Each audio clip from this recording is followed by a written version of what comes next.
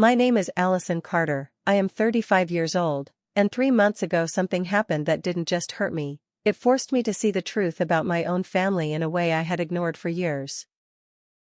I live in Chicago with my husband Daniel Carter and our 2 children, 9-year-old Ethan and 6-year-old Lily, and after a long time of being busy with work and life, we decided to visit my mother Margaret Wilson in Houston, a house that once felt like my safest place growing up but now felt unfamiliar in ways I couldn't explain.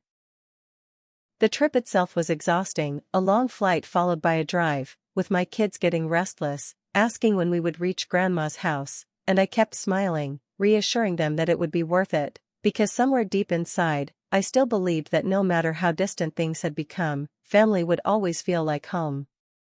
But the moment we arrived, I noticed something subtle yet unsettling. My older sister Rebecca Becky Collins was already there with her husband and children, and everything in the house seemed arranged perfectly for them, their bags neatly placed in the guest room, the beds made with fresh sheets, their kids laughing comfortably as if they owned the space, while my arrival felt like an afterthought.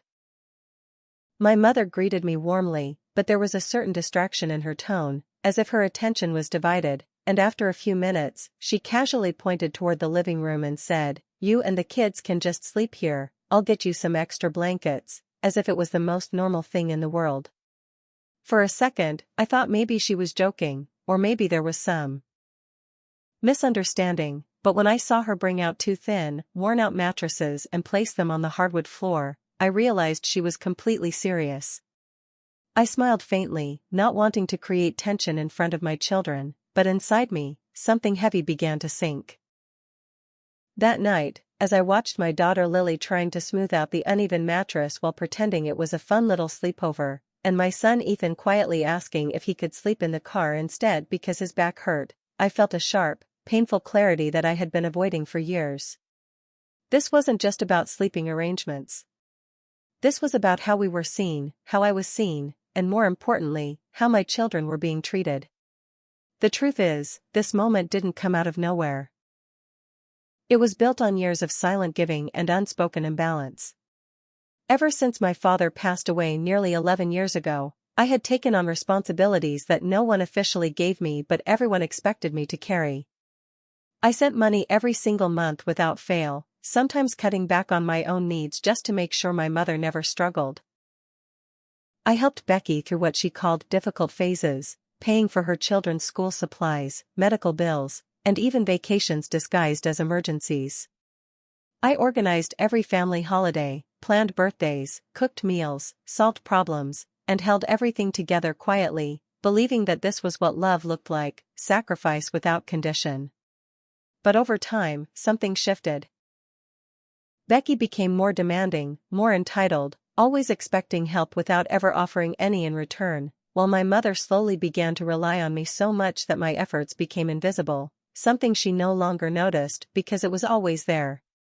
And that night, standing in that living room, watching my children settle onto the floor while another room remained comfortably occupied, I finally saw the reality I had been denying, that my silence had allowed this imbalance to grow into something deeply unfair. My husband Daniel didn't argue or raise his voice, but he looked at me with a calm seriousness and said, "Alyson, look at your kids. This isn't right." And in that moment, everything became clear. I realized that I had spent years protecting everyone else's comfort while ignoring my own dignity and my children's worth. So instead of arguing, instead of explaining or defending myself, I made a quiet decision. Around midnight, I gently woke Ethan and Lily, told them we were going home, packed our bags without making noise, and walked out of that house without saying a word.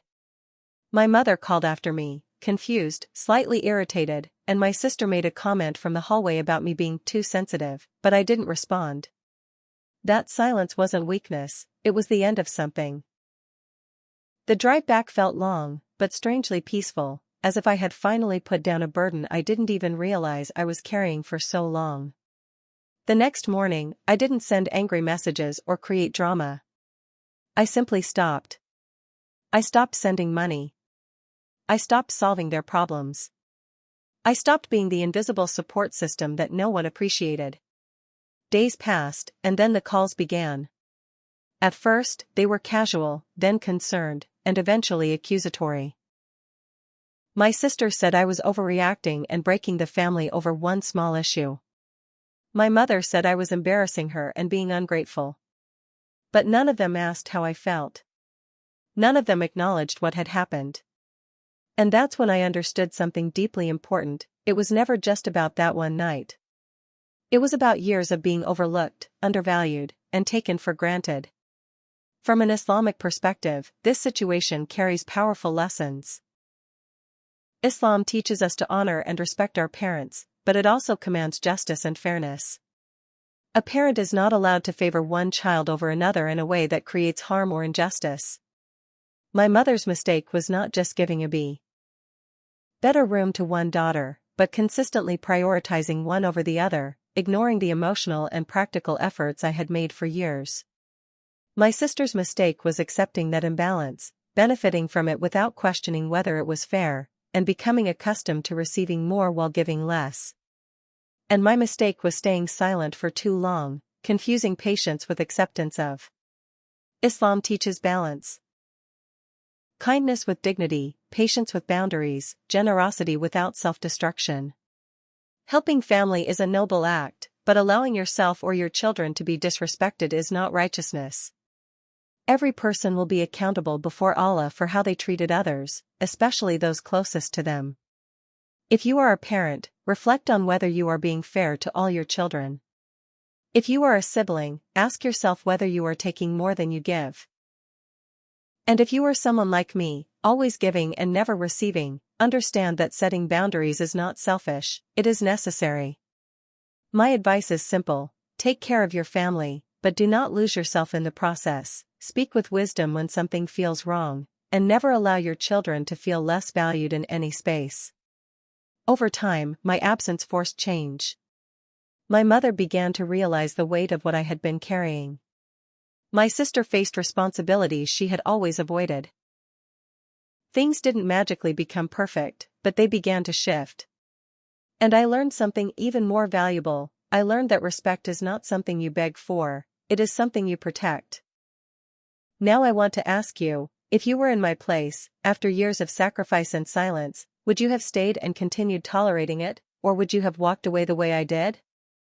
And more importantly, are you treating the people in your life with fairness, or unknowingly hurting someone who has always been there for you?